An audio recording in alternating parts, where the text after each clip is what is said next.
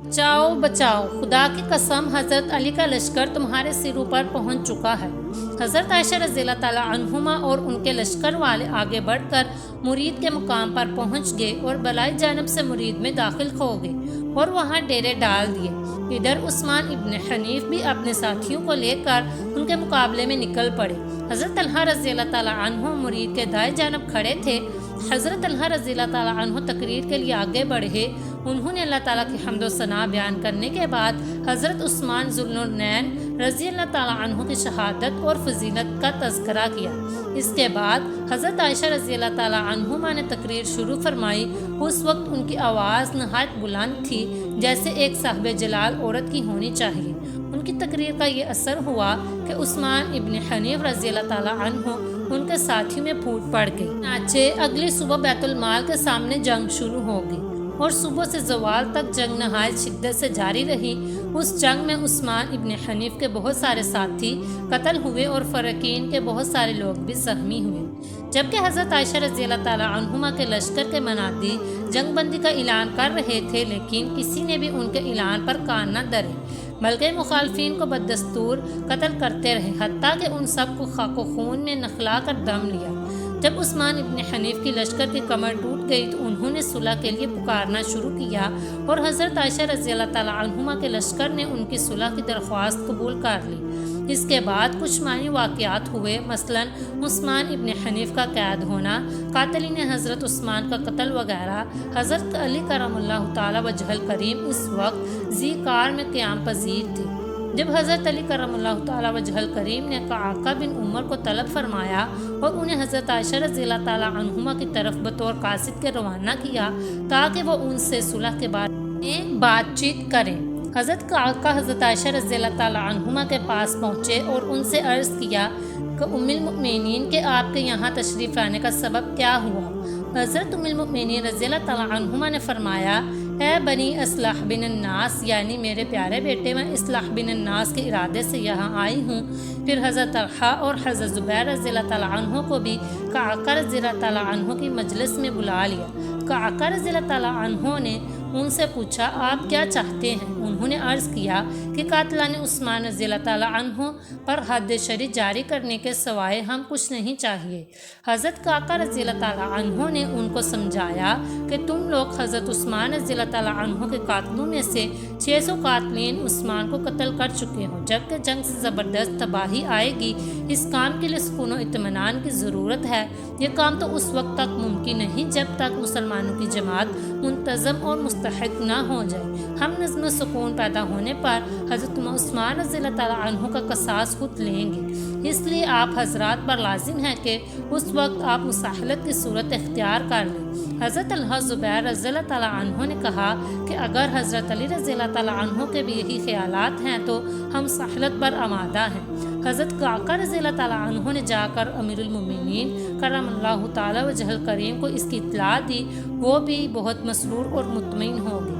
لوگوں نے اعلان صلح کی وجہ سے نہایت بے فکری سے رات گزاری اور سب لوگوں نے واپسی کا قصد کر لیا، اور 3 روز اس میدان میں قیام اس حال پر رہا کہ کسی کو اس میں شک نہیں تھا کہ اب دونوں فریضوں میں مصالحت کا اعلان ہو جائے گا، اور چوتھے دن صبح کو یہ اعلان ہونے والا تھا اور حضرت امیر المؤمنین کرم اللہ تعالیٰ وجہ الکریم کی ملاقات حضرت طلحہ زبیر کے ساتھ ہونے والی تھی، مگر وہ لوگ جنہوں نے حضرت عثمان غنی رضی اللہ تعالیٰ عنہ کو شہید کیا تھا وہ ان کے قتل میں شریک کار تھے۔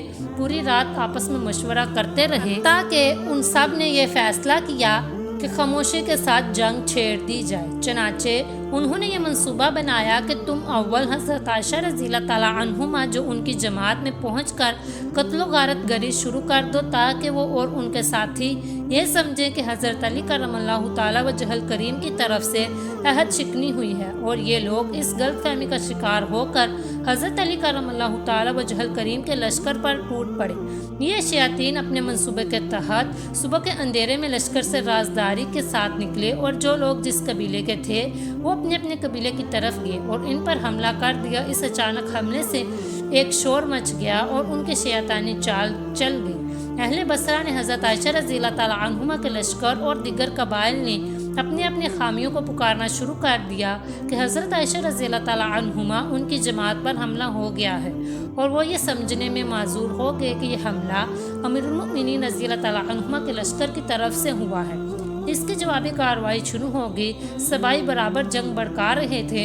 حضرت علی کرم اللہ تعالیٰ وجہ الکریم نے لوگوں سے چلا چلا کر فرمایا کہ تم اپنے ہاتھ روک لو اور گھبرانے کی بات نہیں۔ حضرت علی کرم اللہ تعالیٰ وجہ الکریم نے جب یہ ماجرا دیکھا کہ جنگ کسی صورت نہیں تھم رہی تو قتال کے سوا چارہ نہ تھا۔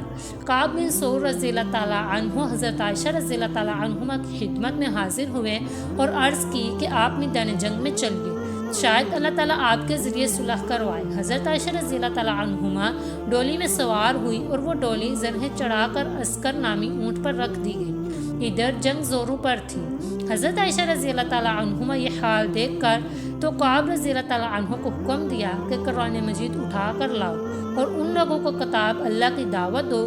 کعب رضی اللہ تعالیٰ عنہ قرآن حکیم لے کر آگے بڑھے اور مخالفین کے سامنے سے گزرے۔ لشکر علی رضی اللہ تعالیٰ عنہما ان میں سب سے آگے صبائی تھے اور یہ نہ چاہتے تھے کہ صلح ہو، چنانچہ وہ سب کعب رضی اللہ تعالیٰ عنہ کے سامنے آ گئے۔ حضرت علی کرم اللہ تعالیٰ وجہ الکریم پیچھے لشکر میں موجود تھے اور وہ یہی سمجھ رہے تھے کہ مخالفین جنگ کے علاوہ اور کس چیز پر آمادہ نہیں ہیں۔ جب کعب رضی اللہ تعالیٰ عنہ نے صبائیوں کے سامنے قرآن کریم پیش کیا تو لوگوں نے انہیں نیزے مار مار کر قتل کر دیا اور حضرت عائشہ رضی اللہ تعالیٰ عنہما کے اونٹ کو بھی تیروں کا نشانہ بنایا۔ جب اہل بصرہ نے دیکھا کہ صبائیوں کا اصل رخ حضرت عائشہ رضی اللہ تعالیٰ عنہما کی طرف ہے اور وہ ان کے علاوہ کسی اور پر حملہ نہیں کر رہے تو اہل بصرہ نے حضرت عائشہ رضی اللہ تعالیٰ عنہما کے اونٹ کو گھیر لیا۔ جنگ دوپہر تک شدت سے جاری رہی۔ ظہر کے وقت جنگ بند ہوئی، لیکن نماز ظہر کے بعد دوبارہ جنگ شروع ہو گئی۔ دوپہر کے وقت تک لشکر کی کمان حضرت عائشہ رضی اللہ تعالیٰ عنہما کر رہی تھی۔ حضرت علی کرم اللہ تعالیٰ وجہ الکریم کا لشکر غالب آ رہا تھا۔ حضرت علی نے چلا کر کہا کہ حضرت عائشہ رضی اللہ تعالیٰ عنہما کے اونٹ کو ذبح کر دو۔ اگر اونٹ ذبح ہو گیا تو یہ لوگ منتشر ہو جائیں گے، لہٰذا ایک شخص نے اونٹ کو ذبح کر کے گدا دیا۔ امیر المؤمنین حضرت علی رضی اللہ تعالیٰ عنہ نے محمد بن ابو بکر کو حکم دیا کہ ڈولی کو اٹھا لو اور اس پر ایک خیمہ لگا دو اور دیکھو کہ حضرت عائشہ رضی اللہ تعالیٰ عنہما کو کوئی زخم تو نہیں آیا۔ حضرت علی کرم اللہ تعالیٰ وجہ الکریم نے لشکر حضرت عائشہ رضی اللہ تعالیٰ عنہ کے لوگوں سے فرمایا کہ تمہیں امان ہے، چنانچہ لوگوں نے ایک دوسرے پر وار کرنے سے ہاتھ روک لیے۔ بعد میں حضرت علی کرم اللہ تعالیٰ وجہ الکریم نے حکم دیا کہ حضرت عائشہ رضی اللہ تعالیٰ عنہما کو بصرہ لے جاؤ، لہٰذا محمد بن ابو بکر اور عمار بن یاسر انہیں بصرہ لے گئے اور عبداللہ بن خلف الخزائی کے مکان میں ٹھہرایا۔ حضرت علی کرم اللہ تعالیٰ وجہ الکریم 3 روز تک لشکر گاہ میں مقیم رہے، کیونکہ لوگ اپنے مقتولین تلاش کر کے دفن کر رہے تھے۔ حضرت عائشہ رضی اللہ تعالیٰ عنہما نے بصرہ سے مکہ جانے کا ارادہ کیا تو حضرت علی کرم اللہ تعالیٰ وجہ الکریم نے ان کی روانگی کے لیے جن چیزوں کی ضرورت تھی وہ مہیا کی۔ جب روانگی کا وقت آیا تو حضرت علی کرم اللہ تعالیٰ وجہ الکریم امیر المؤمنین حضرت رضی اللہ تعالیٰ عنہما کی خدمت میں حاضر ہوئے اور انہیں رخصت کرنے کے لیے احتراماً کھڑے ہو گئے۔ حضرت امیر المؤمنین رضی اللہ تعالیٰ عنہما باہر تشریف لائیں اور لوگوں سے فرمایا، اے میرے بیٹو، ہم جلد بازی میں ایک دوسرے کے خلاف کھڑے ہو گئے، آئندہ ہمارے ان اختلافات کے باعث کوئی شخص ایک دوسرے پر زیادتی نہ کرے۔ خدا کی قسم، میرا علی رضی اللہ تعالیٰ عنہ کے ساتھ شروع سے اختلاف تھا، لیکن یہ اختلاف اس قسم کا تھا جیسے ساس اور داماد کا ہوتا ہے۔ حقیقت میں علی کرم اللہ تعالیٰ وجہ الکریم میرے نزدیک نیک آدمی ہیں۔ اس کے بعد حضرت علی کرم اللہ تعالیٰ وجہ الکریم نے لوگوں سے مخاطب ہو کر فرمایا، اے لوگو، خدا کی قسم، ام المؤمنین رضی اللہ تعالیٰ عنہما نے سچ فرمایا اور نیک بات کی ہے۔ میرا اور ان کا اختلاف واقعی اس قسم کا تھا اور حضرت عائشہ رضی اللہ تعالیٰ عنہما دنیا اور آخرت میں تمہارے لیے نبی اکرم صلی اللہ علیہ وآلہ وسلم کی زوجہ محترمہ ہے۔ اس خطاب کے بعد حضرت علی کرم اللہ تعالیٰ وجہ الکریم میل تک حضرت عائشہ رضی اللہ تعالیٰ عنہما کو پیدل چھوڑنے آئے اور پھر اپنے صاحبزادوں حضرت حسن و حسین کو حکم دیا کہ وہ دونوں ہی ایک ایک دن ام المؤمنین حضرت عائشہ رضی اللہ تعالیٰ عنہما کا ساتھ دینے کے بعد واپس آئیں۔ غرض مفسدین و مجرمین کی شرارت اور فتنہ انگیزی کے نتیجے میں ان دونوں مقدس گروہوں میں غیر شعوری طور پر قتال کا واقعہ پیش آ گیا، اور جب حضرت عائشہ رضی اللہ تعالیٰ عنہما کو یہ واقعہ یاد آ جاتا تو اتنا روتی تھی کہ ان کا دوپٹہ آنسوں سے تر ہو جاتا تھا۔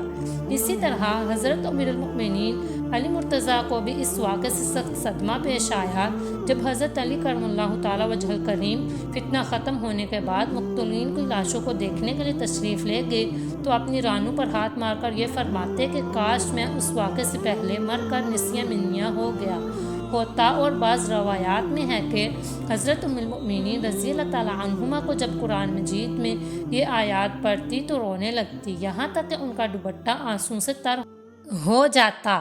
آیت مذکورہ پڑھنے پر رونا اس لیے نہ تھا کہ قرافی البیت کی خلاف ورزی ان کے نزدیک گناہ تھی یا سفر ممنوع تھا، بلکہ گھر سے نکلنے پر جو واقعہ ناگوار اور حادثہ شدید پیش آ گیا اس پر طبی رنج و غم اس کا سبب تھا۔ اگر آپ کو ویڈیو پسند آئی ہو تو ویڈیو کو لائک کریں، شیئر کریں اور چینل کو سبسکرائب کریں۔ شکریہ۔